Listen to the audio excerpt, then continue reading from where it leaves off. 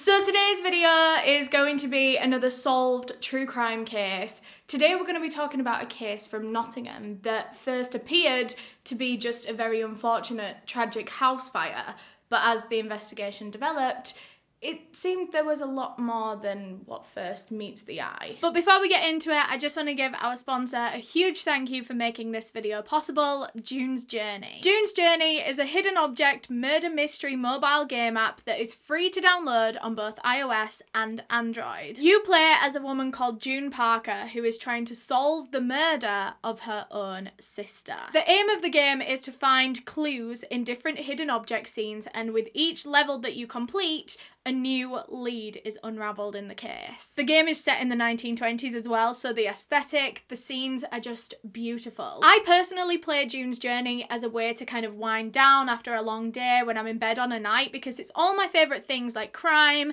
and suspense and investigation, but it's not scary. It's actually really relaxing, so I like to play it when I'm in bed, in the bath. And recently they've added some exciting new features, including the Detectives Lounge. With this, you can create or join a detectives club and play with your friends. There's a competition board that you can climb with all your friends, and if you're a good enough detective, there's rewards to be won. There's also leagues where you can take part in weekly tournaments with your club, you can climb the divisions, and again, lots of prizes. So if you think you've got what it takes to become a detective and solve this case, then you can download June's Journey using the link down below in the description. Thanks again to June's Journey for sponsoring this video. Remember, the link to download is down there. What are you waiting for? Now, before we get into this case, I just want to give my usual disclaimer that I mean absolutely no disrespect to anyone that I talk about in this video. This video is made for educational purposes, and everything that I'm about to say is just information that I have found on the internet and I'm compiling into one video. Just a quick content warning before we get into this one. There are some brief mentions of potential emotional neglect. It's not a huge theme in the video, but I just want to let you know in case that's something that you don't want to hear about right now. Feel free to click out of this video. I'm sure I'll see you again soon. Look after yourself, but if you want to stay and listen to the rest of the case, let's just get straight into it. So this case takes place in a town called Arnold in Nottingham, which is in the Midlands of England, in 2011. But 10 years prior to that, Nottingham had been home to the Bartlem family. The Bartlem family were made up of mother, Jaqcui Bartlam, who was better known as Jaqcui, and father, Adrian Bartlam, and the two of them married in the year 2000. By then, they'd already had one child together. His name was Daniel. He was 3 years old when his mother and father married. And then a few years after the marriage, 4 or 5 years later, they welcomed another child, a second son called Dominic, making them a happy little family of 4. And they were a very normal family by all accounts. They seemed happy, they loved and cared for their children, they were financially comfortable, enough to be able to send their kids to private school as well. So the kids had a good upbringing, a good home life. But then in 2005, very shortly after the birth of their second son, Dominic, Jaqcui and Adrian's marriage began to pull away at the seams. Things were going wrong. And so in 2005, the two of them separated, they got a divorce, and Jaqcui got, I believe, pretty much full custody of the children. They would see their father, Adrian, every weekend or every other weekend. So now it was just Jaqcui and her 2 boys, and they started this new chapter in their lives. But then in 2008, there was another development. Jaqcui went on a night out in town where she met a single man named Simon Matters, and he was brilliant. She loved him. He was great with her. He was so supportive. He understood her situation, her 2 kids. He treated those kids like they were his own. So the two of them got into this relationship, and Simon was around at the house a lot. So he was seeing the kids a lot. He wasn't officially their stepfather, but in this case, he's often referred to as the stepdad because that's kind of the role that he had. And as far as I could find in my research, I believe the boys got on with Simon pretty well. I couldn't see that there was any major conflict between them, although I know sometimes it's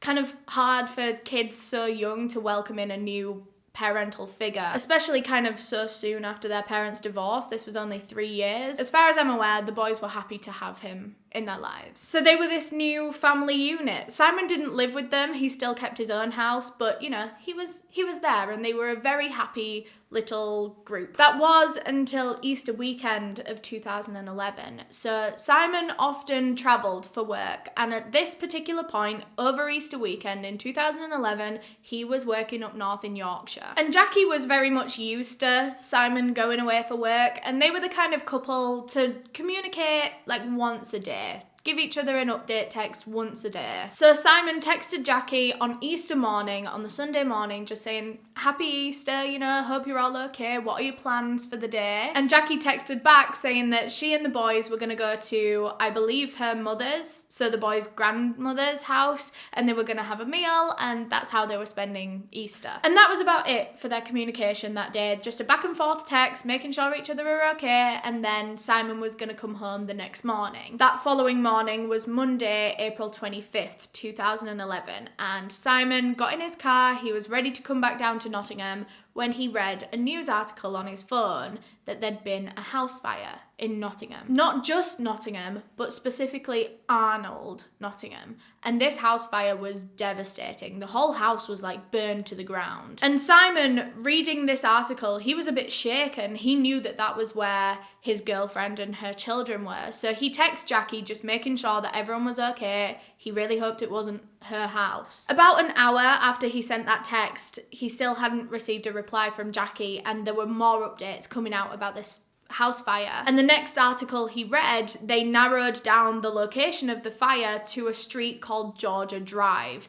And as soon as he read that, his heart sunk, because that was where Jaqcui and her children lived. And Simon said that as soon as he read Georgia Drive, he knew it was Jaqcui. He knew it was her house. He didn't even have a shadow of doubt in his mind that it could have been someone else. And when he eventually arrived back in Arnold, that gut feeling was confirmed. It was Jaqcui's house that was all charred and taped up by police. So he got out of his car, ran over to the police that were standing outside the house, and that was when he learned that his beloved girlfriend hadn't made it out of the fire alive. There was one body found inside that house, and it was believed, at this point it wasn't confirmed, but it was believed to be Jaqcui Bartlem. But thankfully her children had survived. 14-year-old Daniel Bartlem had noticed that this fire was going on. He ran and got his 6-year-old brother and led him outside by the hand. He then later went back inside to try and save his mum, and he realised that it was too late. The fire was coming from his mother's room. So he grabbed the family dog, took her to safety as well, and now both boys and the dog were alive. Daniel said that all they could do was just stand and watch as their house was engulfed in these flames. He was standing there with his little 6-year-old brother and their dog, watching as their mother burned inside. But Daniel Bartlem was regarded as a hero. You know, this boy has just been through the most tragic thing that's ever happened in his life. He's witnessed his mother being burned in their own house fire. All of his possessions are gone, but he still found the courage to go in there and save not only his little brother, but also the dog. Go back inside the house that is on fire to save another being. He was praised by everyone at the scene, police, neighbours, friends, family, because he'd saved 2 lives that day. So police decided to take both the boys and I think the dog back to the police station, because now their sole carer, their mother, was gone, and they were going to have to find out how this house fire had begun. So the first of the boys that they spoke to was 14-year-old Daniel. They brought him into this room and they just asked him how the fire had started that night.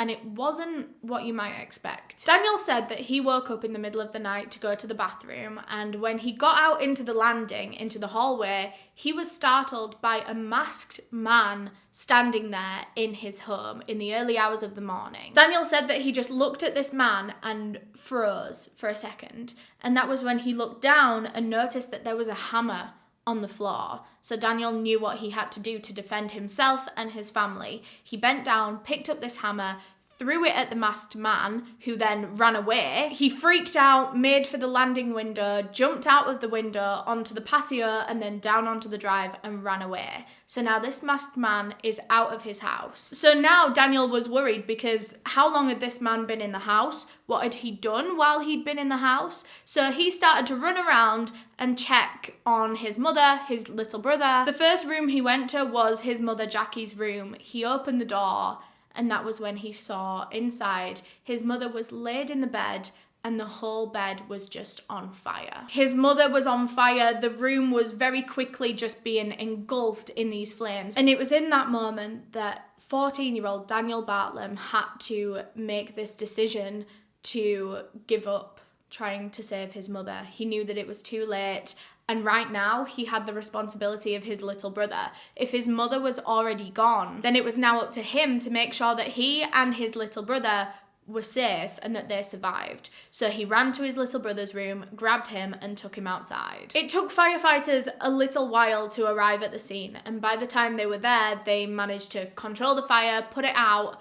But by then, the whole house was pretty much just ash. There was nothing that could be salvaged. Eventually, when a team of investigators was brought in, because they always have like fire investigators that can tell you where the fire started, kind of how it was started. So these investigators were brought in and they found that, just like Daniel said, the fire had been started on Jaqcui's bed. And the way that the fire was started was not natural causes, if that makes sense. It wasn't like straighteners were left on or a candle was left burning. It was found that petrol had been poured all over Jaqcui's bed and then set alight. This was an intentional fire, which I guess is backed up by Daniel Bartlem's story. Perhaps this masked man had gone in there and for some reason murdered Jaqcui Bartlem. Maybe this was a robbery gone wrong. Maybe he'd already killed her and now he was setting this fire to try to hide the body. What was left of Jaqcui Bartlem's body was then transported to a morgue. And like I said, the fire was so horrific that the house was all ash, and pretty much so was Jaqcui's body. She actually had to be identified using dental records, although it was very unlikely that this was anyone else because she was the only adult in this household. She still had to be identified, and her dental records confirmed that this was Jaqcui Bartlem. At the time she was identified, a whole autopsy was also carried out, and it was actually found that her cause of death wasn't from the fire. Jaqcui Bartlem's cause of death was actually believed to be bludgeoning. She'd been hit with what was believed to be a claw hammer between 8 and 10 times in the head. She had been murdered, and then her body had been burned to hide any evidence. Later on, when the house was searched, or what was left of the house, there was a claw hammer found, although it had been cleaned. They could see that Jaqcui's blood had been on there from different tests, but the murderer, whoever had used this weapon, had then cleaned it afterwards. But that wasn't the only hammer that they found in the house. They also found a bigger, denser kind of club hammer. Both of them were just laying on the ground in different parts of the house, and it's believed that it was the club hammer, the big heavy one, that Daniel had thrown at this masked man. So police are now looking at this now murder case. They had no idea that this was how this was going to go. They thought this was just a tragic accidental house fire, but now they have a murder case on their hands. Now they needed to figure out who had done this to Jaqcui Bartlem. Who was this intruder? So police decided to carry out door-to-door investigations, talking to the neighbours, because maybe they saw something, maybe they heard something, maybe they saw like a getaway car. So they went and spoke to every single neighbour on that street.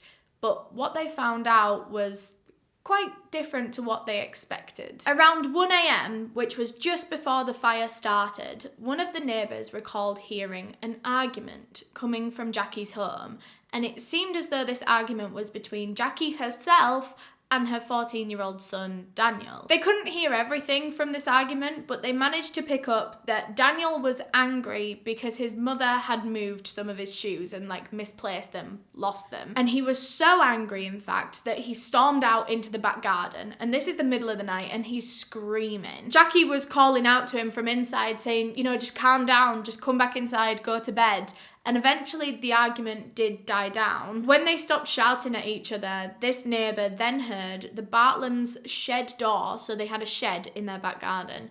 They heard the shed door open and close, and then a couple of minutes later they heard screams coming from the Bartlem house. The neighbour didn't go to investigate, they didn't call for help, which I'm not entirely sure why, because screams, I don't know, is that not alarming? But either way, now this seemed extremely suspicious. Daniel had just had an argument with his mother. 10 minutes later, there's literal screams coming from the house. And then the next morning, Jaqcui is found murdered, the house is burned down, all the evidence is gone. And what, Daniel is this hero for saving his younger brother? This same neighbour also told the police that in the early hours of the morning when this fire had started and Daniel and Dominic had run out of the house, this neighbour remembered looking at Daniel and thinking he was dressed quite odd. This is a teenage boy that didn't have the best personal hygiene. You know, his mother said it, his whole family said it. He didn't shower very often. But for some reason, in the middle of the night, he was very clean, hair washed, not greasy. He was in clean clothing. You know, it just didn't seem right. It didn't seem to fit the moment. If you had just woken up in the middle of the night, you're not going to be, you know, looking your best, fresh clothes on and everything. You will have just ran straight out of bed because you've discovered a fire in your house. It all just looked very suspicious because he had seemingly just had a shower in the early hours of the morning, just before this fire started. So now police are starting to see Daniel Bartlem in a bit of a different light. You know, was he telling them everything about that night, or is he trying to cover something up? So police brought him back in for another interview, this time kind of as a person of interest, and he sat there and maintained his innocence through the whole thing. He had nothing to do with this. The story that he told them in the first place, he was sticking with that. A masked man came in, set fire to their house, but the police just weren't convinced. And so 2 days after the fire was discovered, police arrested 14-year-old Daniel Bartlem on suspicion of the murder of his own mother. They didn't have really much evidence to prove this. They just had all these circumstantial pieces that it all just seemed a bit too suspicious. So they thought, if we arrest him, then we have time to find this evidence. And they wasted absolutely not a single second of that time. They straight away seized his phone, his laptop, all his electronics, and they began searching through them. And they found a whole load of suspicious things that did not help Daniel's case at all. In his search history, police found that Daniel had searched things like how to get away with murder. He'd been reading through articles of like how to get rid of bodies and stuff. You know, like Jaqcui articles that are like, 1, you could burn the body, 2, you could bury the body. These articles, of course, are not actually telling you how to get rid of a body, but he was reading through a lot of them. He'd also obsessively researched true crime cases and also fictional cases where young boys had murdered people. Whether they'd murdered like their classmates, like school shooters, or whether these teenage boys had killed their parents or their friends, got in a fight and murdered the other person. And this interest seemed a step beyond a normal, healthy interest in true crime like yours or mine. I presume if you're watching this video, if you watch my channel, you're interested in the whole genre of true crime, a multitude of different cases. Whereas Daniel was very particularly fixated on just cases where young boys had murdered other people. And psychologists have looked at this and they believe that this is Daniel trying to relate to that killer, trying to see himself in their footsteps, in their actions. He's imagining himself as the killer. And that's why he can only be interested in cases where he looks like the killer or relates to them in some way. Also, on Daniel's laptop, police found that he actually ran his own YouTube channel. Hello YouTube, this is Daniel here, and it's finally happened. I now have an iMac, and I can now make bigger and better videos. And this channel was almost entirely dedicated to posting violent murder and torture clips from like horror movies, TV shows, video games. We'll talk a bit more about the YouTube channel later, but they found all those searches, They found his YouTube channel, but that wasn't everything. They also found that Daniel Bartlem was an avid creative writer. He wrote stories, he wrote screenplays, and one of these screenplays was very specific. And before I tell you what this screenplay was about, I just want to let you know that Daniel Bartlem had actually tried to delete it from his laptop. So it wasn't actually on there. Police had to go through all like the archives of deleted things. So he was trying to hide this. He was trying to get rid of this. So Daniel was very much into loads of soap shows, like soap operas, like Coronation Street, EastEnders. And so he had written this screenplay as if it was Coronation Street, introducing these new characters and their storylines. So the main character was a teenage boy called Daniel Bartlem. And Daniel Bartlem's character in this show was that he was a serial rapist and he murdered his own mother. And his mother was named Jaqcui Bartlam. Not only that, he had murdered his mother in almost the exact same way that Jaqcui Bartlam was actually murdered in real life. With a hammer, the body was burned afterwards. Step by step, this screenplay is almost identical to real life. Petrol poured on the body then set alight. And eventually, the story concludes that Daniel Bartlem gets away with murdering his own mother. But it wasn't seeming like that was going to happen in real life. So police confronted Daniel Bartlem about this, and he kind of defended it and said, well, you know, it's nothing deep. I was just writing this screenplay and I just used our names because it was just easy. They were just there. He insisted that he and his mother had a good relationship and he was devastated at her loss. He would never do anything like this. But after speaking with people that knew the Bartlem family, knew Daniel and Jaqcui best, they found that this wasn't the case at all. He actually had a pretty awful relationship with his mother. He would shout at her, scream at her, start arguments every single day. He was never physically violent, I don't think. I don't think he hit her or anything like that, but he would definitely get up in her face, like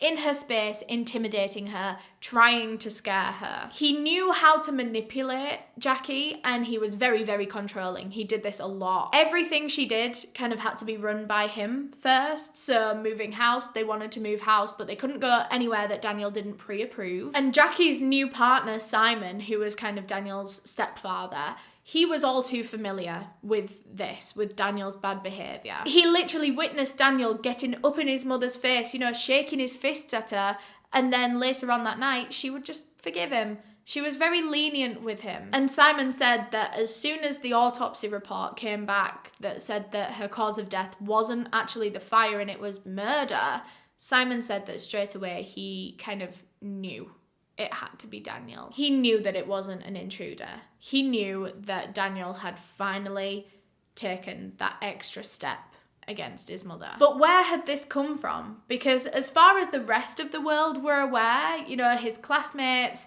family, friends, people that weren't in his immediate household, 14-year-old Daniel Bartlem seemed fine. Seemed like a normal boy. He was a nice kid from a decent family. You know, how did it end up like this? So he was born on November 11th, 1996. And like I said, very, very normal family. Born to biological parents Jaqcui and Adrian, and they were quite well off, sent him to a private school, cared for him, looked after him, everything. There was absolutely no known abuse in his household at all. No emotional abuse, physical abuse, neglect, emotional neglect, none of it. The only thing that psychiatrists can pinpoint that could have been a little bit traumatic for him in his childhood was when his mother and father separated when he was around 8 years old. While Jaqcui and Adrian did everything that they possibly could to make sure that their children were comfortable and as happy as they could be through the divorce, because, you know, it can be such a huge thing in a child's life. Even though they did their best, this could have still left Daniel with a lot of negative emotions that could have really affected him. Maybe he felt abandoned or uncertain, or like life was so fragile and ready to break at any second, and like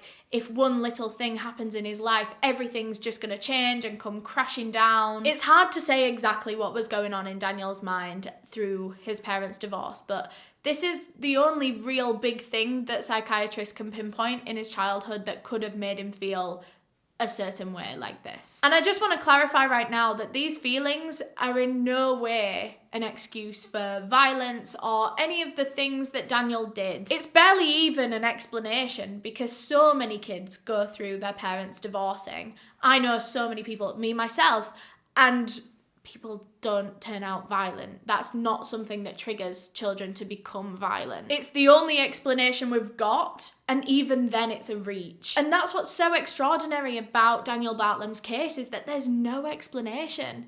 There's seemingly no triggers, no reasons. Anyway, it was after his parents' divorce that Daniel actually had to leave his private school and go to a normal state school because his family couldn't afford to send him there anymore. And Daniel did not like this one bit. He was very against going to a normal state school. He felt like he was above them, you know? He had a real sense of entitlement, even in his preteens, like he was the boy with the money. And this entitlement spread into other areas of his life as well. I said earlier that he was very controlling of his mother. She had to kind of run things by him before she could do anything. And a big example of this was that Simon and Jaqcui, of course, they'd been together now for about 3 years. They were looking at moving in together. They were going to buy a house together, sell both of their individual ones, and get a bigger one together as a family.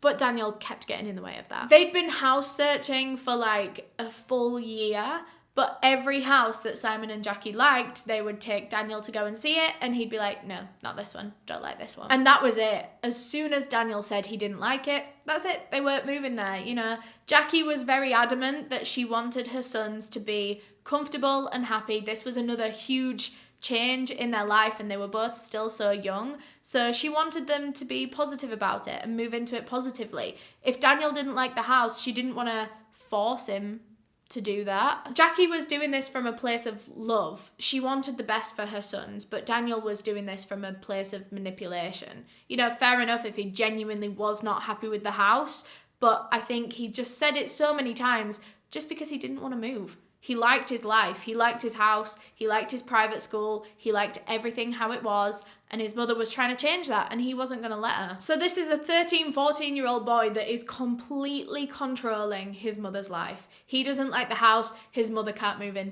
with her new partner. But we're getting a little bit ahead of ourselves here. Let's go back to when Daniel was around 10, 11 years old. He didn't really have many friends in school, and I don't actually think he wanted many friends in school. He was quite a loner, very to himself. He saw himself as better than other people. He had this superiority complex that I suppose he didn't want to be friends with the other kids because, you know, they're not good enough for him anyway. The only people he ever really socialised with were the people at home. His mother, his stepfather, and his younger brother, who was about 8 years younger than him, so he didn't even really have much in common with Dominic. Which, by the way, Daniel was known to be pretty violent with his younger brother. He would shrug it off like, oh, it was just play fighting, you know, boys will be boys, all that kind of thing.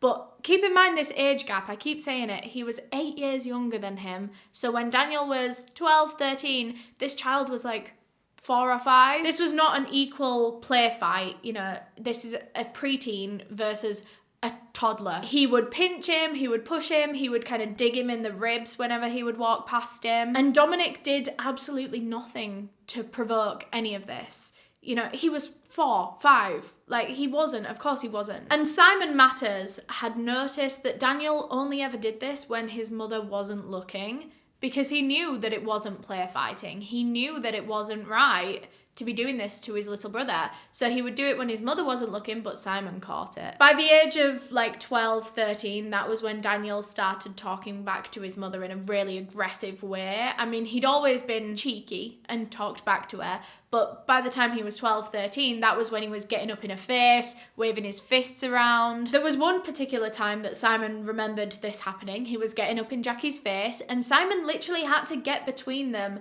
and pull Daniel away from his mother because he was scaring her. And Simon said that all of this just really affected Jaqcui's mental health. She was so stressed trying to care for these two boys that she was just mentally exhausted. Whenever Daniel would do anything like this, she wanted to kind of tell him off and get him to stop, but she was so mentally worn down that she just let him do all this stuff. She didn't want to cause even more confrontation. If she was to tell him off when he was already in her face, what was going to happen? He could hit her. He could, get even worse. He could get even louder. He could do all kinds of things. And she just thought, it's not worth it. I'm just going to take it. I'm just going to let him shout at me until he's calmed down, and then he'll leave. Jaqcui was really hoping that this was all just a phase that Daniel was going through. He was just becoming a teenager. He's hormonal. He'll grow out of it. But Simon saw a lot more concerning behaviours in him that were more than just a phase. These were genuine red flags that Jaqcui wasn't really noticing. Simon has since said in interviews that Jaqcui didn't really take these red flags as seriously as she should have. Simon was telling her that these are really big red flags, you need to do something, he needs to go and see someone. But Jaqcui didn't want to cause all of this confrontation with him. Things like Daniel drawing these horrific, violent, gruesome pictures of teenagers stabbing other teenagers. He would write fictional stories. I already told you about the screenplay, but that was one of many stories that Daniel would write on his laptop. And all of these stories were violent in nature. There was one about a kid stabbing another kid when they got into a fight at school. And he would take these stories downstairs to his family and read them to Simon and his mother, Jaqcui. And neither of them liked it. They were like, Daniel, why are you writing that kind of stuff? They would question him about it because they knew it wasn't right. But at the same time, Jaqcui just kind of thought, it's a teenage boy. That's what teenage boys do. A lot of teenage boys go through an edgy, dark phase where, they're really into horror and, it's just kind of them getting a grasp on the world, I suppose. I think she excused him a lot, trying to rationalize his behavior as just being teenage boy behavior. But Simon saw it a lot more in the way of red flags. No, this is not normal teenage behavior. This is him literally writing murder stories in his room every day. Daniel did have a lot of normal interests as well. He liked Doctor Who, Star Wars, sci-fi kind of stuff. But as he was getting older and older, when he turned 13 and then eventually 14, these interests kind of took a back seat, and in the front seat were horror movies, true crime documentaries. He was very, very into graphic stuff, 18 plus rated video games, movies. He loved gore scenes, torture scenes. He memorized these scenes as well. He had particular favorite scenes that he would rewatch. He would go back to specific Saw movies and just watch his favorite scenes over and over again. And these are also the scenes that he would clip and upload to his YouTube channel. And watching this kind of content in itself obviously doesn't drive people to murder. There's been a huge debate about that for years, and I think psychologists are finally seeing now that violent content doesn't spur people on to do them things themselves. But what psychologists have noted about Daniel's case specifically is that he didn't have much else going on in his life other than this violent material. It's fine to watch horror movies, even every week if that's your thing, but as long as you've got a life going on around that, that's not the only content that you're consuming. Whereas Daniel, he didn't really have any friends, he didn't really socialise or do anything, his only socialisation was his family, so he would come home from school, hole himself up in his room, and just watch all this violent gore stuff. That was his world. Even dinner times, he wouldn't spend dinner times with his family. He would go downstairs, get his plate of food, and then take it back up to his bedroom and hole up in his room again, sit and eat his dinner while he's watching these horror films. He was immersed in this world of horror and gore and violence to the point where that was his reality. We can watch a horror movie and realise that that is not reality, but when you're watching them all day, every day pretty much, he wasn't realising that that's not reality. Like I said, he was also very obsessed with soap operas, and especially the dark storylines that soap operas often have, like EastEnders, Coronation Street, renowned for having murders, violence, all sorts. And a lot of the content that he would upload to his YouTube channel outside of the horror movie clips were clips from soap operas of murder scenes. He actually had one video on his YouTube channel that was titled EastEnders Greatest Moments, but all of these clips, I literally watched this video myself, every single one was of a different fight, a different murder, someone pushing someone down the stairs. There were shootings. There was someone beating someone with a baseball bat. Someone pushed out of a window. You know, these are his greatest moments. I think for anyone else, if they were going to compile their greatest moments from a whole series, there would be other things than just actual violence. But for him, those were his greatest moments. And psychologists have also looked into Daniel's obsession with soap operas, and they believe that he really clung to things like EastEnders and Coronation Street because they blended the violence that he loved in horror movies and reality. Soap operas are supposed to feel real. They're all very normal characters, very normal settings. It's literally just a street, and it's just people's lives on a street. They're supposed to feel relatable whilst also having these crazy storylines like murders and shootings and throwing people out of windows. But to Daniel, he is seeing this show that looks like real life. Everyone is so real, they're all so normal, but murder's also kind of normal in these shows. Before now, murder had just been a thing that he'd seen in these really fake, high production horror films that, you know, obviously are not reality. But now he's seeing them in a realistic setting, and that's blurring the lines in his mind. So he's watching these shows where normal people are committing murders of other normal people, and he's thinking, I'm a normal person.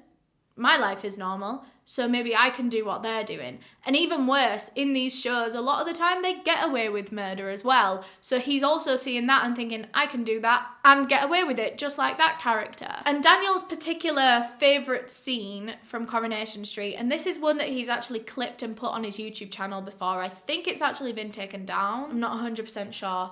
But this particular scene involved a man named John Stape murdering a girl called Charlotte with a hammer. He then manages to get away with the murder because at that same time there'd been a train wreckage in the town, like a train crash, and so he took Charlotte's body after he'd already killed her and hid her body in this train wreckage, so eventually when she was found, it looked like that was how she died in this train crash. So this is the kind of content that Daniel Bartlem is constantly consuming. It's always about murder, violence, fear, all that kind of stuff. He's never consuming anything that's positive or even neutral. There's never any just normal TV shows, normal movies. It's all this kind of stuff. But a lot of this was actually going on behind closed doors. I don't know how much his mother and Simon knew of everything that he was watching, because you don't kind of track every single thing that your child consumes on the internet. That would be so hard to do, and also,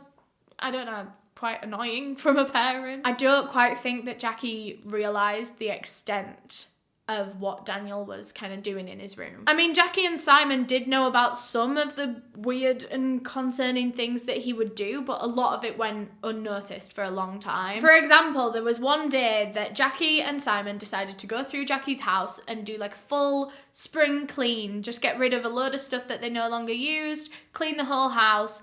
And of course they did Daniel's bedroom as part of this. So they were going through his wardrobe, his drawers, clearing out all the toys he didn't use anymore, things that were like too young for him, clothes that didn't fit him. And then at the back of the wardrobe, Simon discovered a pile of Jaqcui's underwear.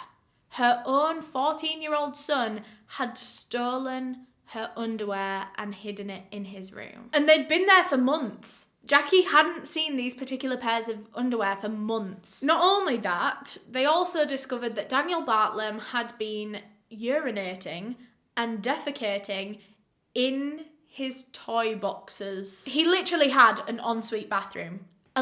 His own private bathroom connected to his bedroom where he could go to use the toilet, but instead he was doing it in like little boxes of like plastic toys, like little Star Wars figures that his mother had bought him. He was just urinating on them. He'd also wiped himself after these moments, you know, after defecating on his toys, and he would like wipe himself with towels and then leave them in the room. So like under his bed there were towels with his own human waste on them that had hardened and been there for months. It just sounds horrific. So a lot of psychologists have looked into this behaviour because this is very unusual, very interesting.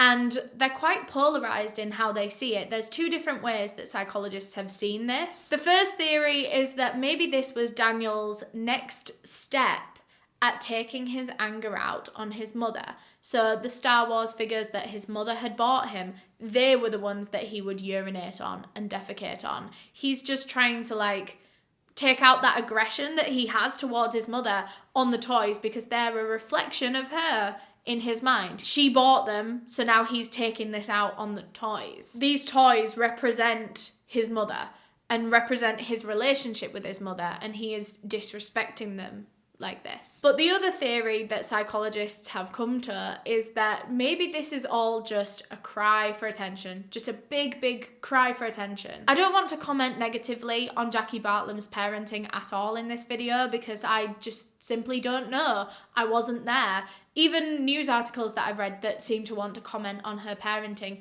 they weren't there. No one knows what went on behind closed doors in this house. But some professionals have suggested that perhaps there was an element of emotional neglect in Daniel's life, especially as he got a little bit older. Likely around the time of the divorce and the time the new baby came along, his younger brother, and maybe around the time that his mother met Simon, she just had a lot on her plate. She had a lot going on that wasn't Daniel anymore. She was preoccupied, she was stressed about this, stressed about that, caring for the newborn baby, and maybe Daniel felt he wasn't getting enough attention, enough love, enough eyes on him, and so maybe that is why he started acting up like this, because he wanted that attention from his mother, whether it was positive or negative. If he was going to go and urinate all over his toys and she found that, she would come to him and talk to him, maybe have a go at him.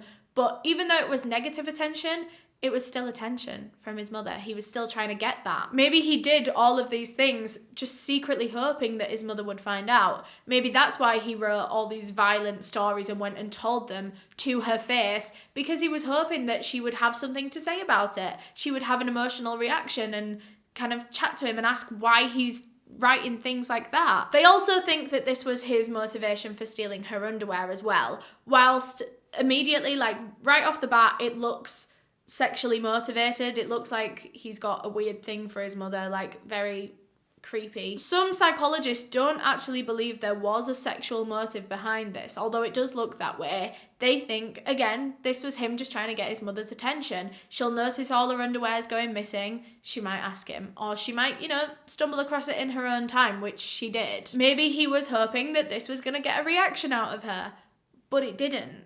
She found this underwear and she just kind of laughed it off with Simon.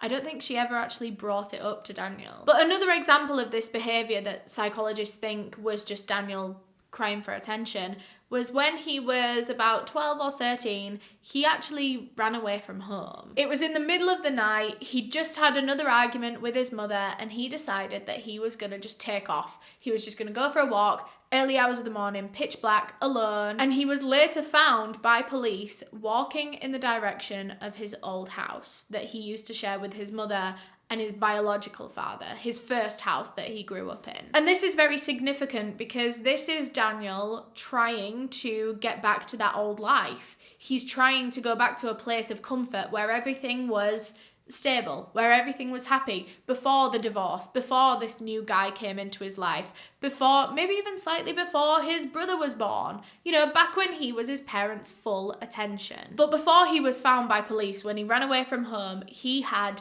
everyone out looking for him. Family, friends, neighbours, everyone was just so caught up trying to make sure that this boy was safe.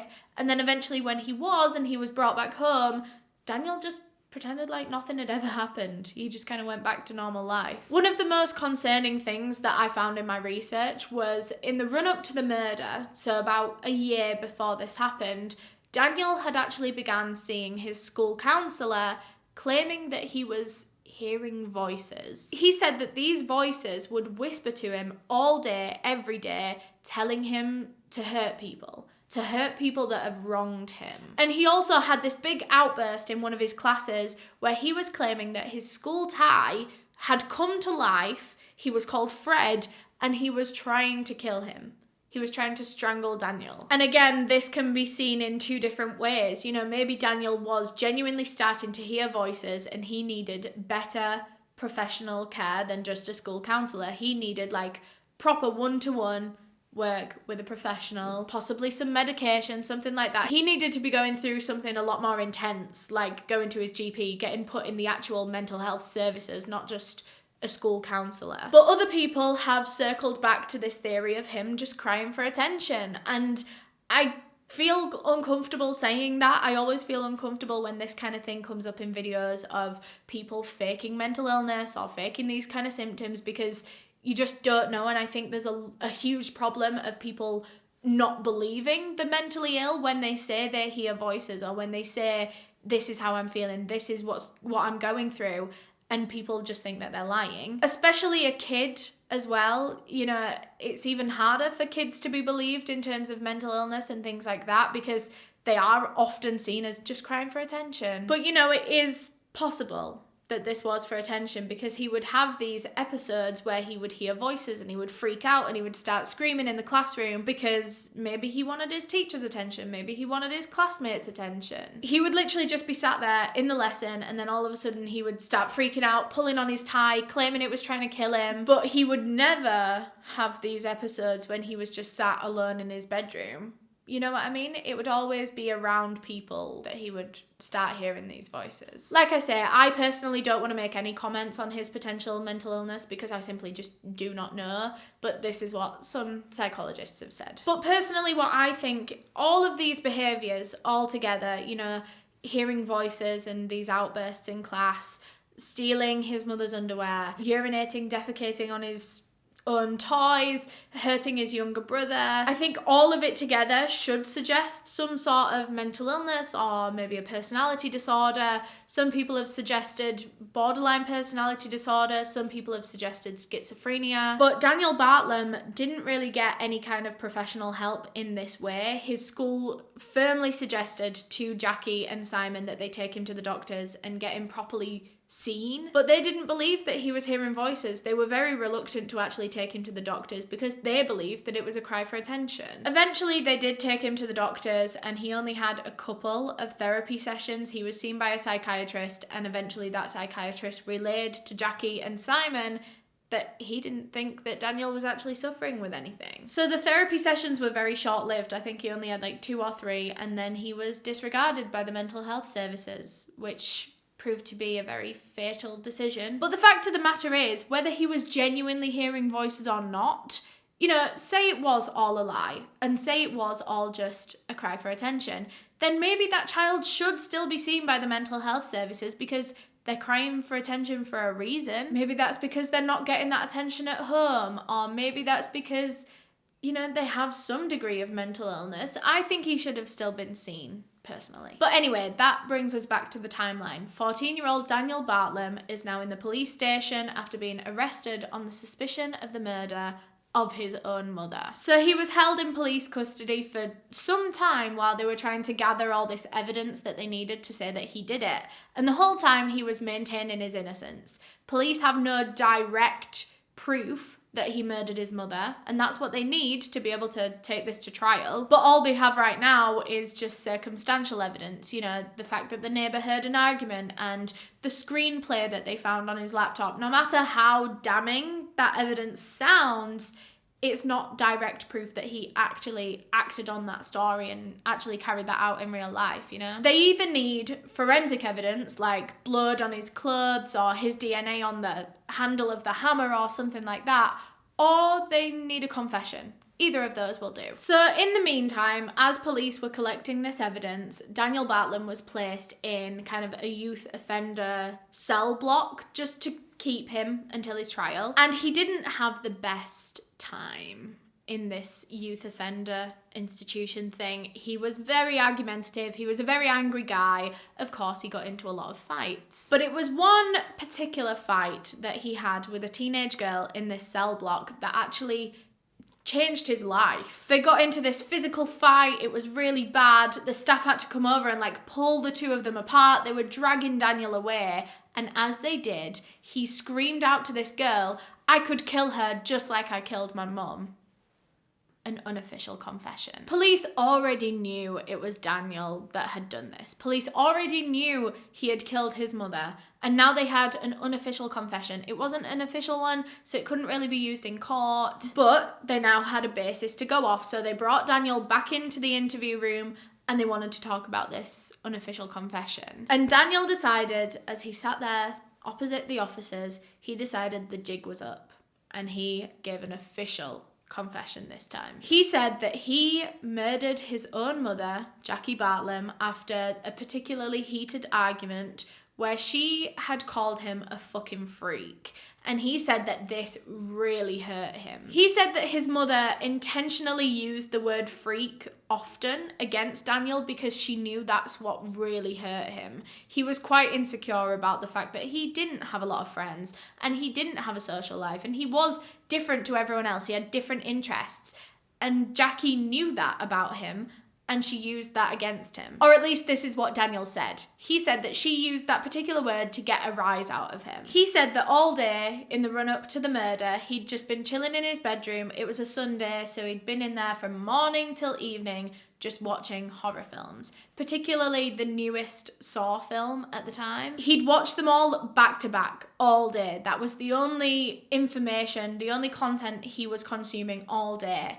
And that was enough to put him in this violent frame of mind just in time for this argument. And when this argument came about, it all went the wrong way in his brain, and Daniel decided that he had finally had enough of his mother. So he went outside to the garden shed, grabbed a claw hammer, went back inside the home, went into her bedroom where she was now laying in bed, and he beat her over the head with this hammer about 8 times. He said he then grabbed some newspaper and began wrapping his mother's body in it to make sure that she was as flammable as possible. He knew in his head exactly what he was doing at every point during this murder. He knew that now he'd killed her, he had to get rid of her body, he knew that he was going to set her on fire. He didn't even hesitate. He didn't even think to do this any other way. He'd imagined for years how he would murder his mother. And he knew that this was how he was doing it. So he wrapped all her body in newspaper, grabbed some petrol. I have no idea where he found this petrol. I don't think police even know that.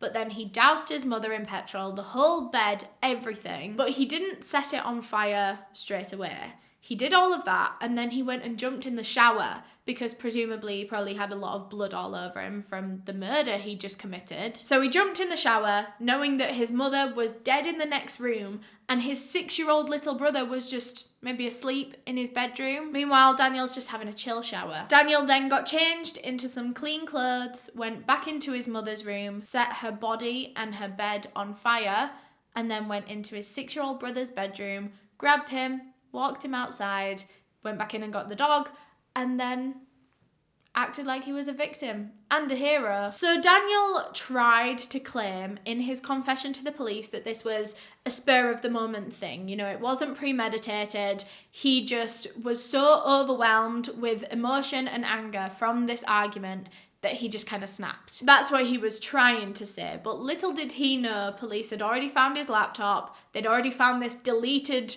screenplay that he tried to get rid of but didn't. But police just knew. They knew that this was something that he'd been planning for weeks. He'd written it out in detail, step by step, everything that he was going to do to his mother. He'd been fantasizing about it for a long time. This was no spur of the moment thing. This was absolutely premeditated. Daniel was probably just waiting for the right moment to do it. And as soon as Simon Matters, his stepfather, was working in a different city, now was his chance. In his trial, Daniel Bartlam's defense team tried to argue that his mother, Jaqcui, was neglectful, potentially even a bit abusive. They tried to say that she was emotionally manipulative, she didn't give Daniel the attention he needed or deserved, and when he was showing very clear symptoms of potential mental illness, she didn't want to take him to the doctor. She didn't take him to the doctor for a long time, and when she did, she didn't really fight for him to get any kind of help. I mean, they gave him 2 counselling sessions and she was like, okay. But all of this is very extreme. Like I say, I don't want to comment on Jaqcui's parenting, but none of us know what happened behind closed doors. They're 2 very different stories that people tell. Her family, of course, say she was the perfect mother, but Daniel and his defence say that she was an awful mother. And, you know, you can't fully believe any side, because there's 3 sides to every story. This side, and the truth. All I will say is that from my research, I didn't find any evidence of intentional neglect or abuse from Jaqcui. But again, that's only from my research and reading whatever I can read online. I wasn't there. So Daniel was looking like he would potentially get a first-degree murder charge in this trial, and so his team were going to try and lower that to a 2nd degree. That would give him a lower sentence. You know, it was a slightly easier charge for him to get. So the barrister went up, started asking him a load of questions to try to prove that this wasn't premeditated. Because that's the difference between 1st-degree murder and 2nd-degree murder, was whether it was premeditated or if it was spur of the moment. If it was premeditated, then that's even scarier because they'd planned to do this. Whereas if it was spur of the moment, they get a lesser charge because it was just the emotions of the moment. So his barrister went up and asked him if he planned in advance to kill his mother that day. Of course, the barrister was hoping that Daniel was going to say no, because if he said yes, then that's a definite 1st-degree murder charge. But he was hoping that Daniel would say no. But the answer that he gave was even more concerning. He said that he wasn't planning to do it that night. He didn't elaborate further on that, but my own personal interpretation of that was that he knew that he was going to end up killing his mother one day. Maybe he didn't think that that day was going to be the day when he woke up. Maybe he wasn't thinking that by the end of the day this would have all happened, but he knew that that was kind of how this relationship was going to end, that he was going to murder his mother one day. What if they hadn't gotten into that argument that night about the misplaced shoes? Would he have murdered her in a week, or in a month, or in a year's time? Would she still be here today? Or would he have, you know, found another argument to blame and then done it? So the jury heard all of this evidence in this trial that, you know, Daniel was claiming that he was an abused child and his mother was negligent. But they didn't believe any of that because they'd heard the screenplay and they'd heard all of his search history and things. And eventually they decided to find Daniel Bartlem guilty of 1st-degree murder. He was sentenced to life in prison with a minimum of 16 years due to the fact that he was a minor at the time of the murder. I think he would have got a higher minimum if he would have been a few years older. Just before Daniel Bartlem left that courtroom that day, he turned to Simon Matters, who was in the gallery. Is that what they call it? He turned to Simon Matters and went like this across his throat, dragged his finger across his throat as if to say, "You're next." Simon Matters has said in interviews that he's really concerned for not only his own safety if Daniel ever gets out, but, you know, the safety of society. He thinks that Daniel absolutely would kill again given the opportunity. And he's particularly worried about Daniel's younger brother, Dominic. It seems that Daniel had a lot of hostility towards Dominic. He would be violent to him at any chance that he could. Maybe he saw Dominic as the thing that took his mother's attention away from him. You know, as soon as this baby was born, his mother was half focused on the baby. Hopefully, he will never be released from prison. But if one day he is, what if he's still holding this grudge against Dominic? Something interesting to note here actually is that Daniel Bartlem, as part of his trial, he was seen by a load of different psychiatrists, psychologists, all of them assessed him, and they all came to the same conclusion, that he was not mentally ill at all. After all the claims that he made all through his life about hearing voices and, you know, his tie trying to kill him, professionals don't believe it. Professionals think that he was just crying for attention that whole time. But that is all I have for this case. Thank you so much for watching. I really appreciate it. Thanks again to June's Journey for sponsoring this video. Remember, if you want to download the game, you can click the link down below in the description. Huge thank you to all of my channel members for helping me decide the cases that I cover, especially my tier 2 members whose names are all on screen right now. If you want to become a channel member, you can just click the join button on a desktop, or there'll be a link in the description of this video. But yeah, thank you so much for watching. If you enjoyed, please leave a thumbs up down below because that really helps me out. If you want to subscribe, you can click the link here to do so. If you want to subscribe to my second channel that's a bit more lighthearted than this, you can click this link right here. And if you want to watch another true crime video, there'll be a playlist on screen right now.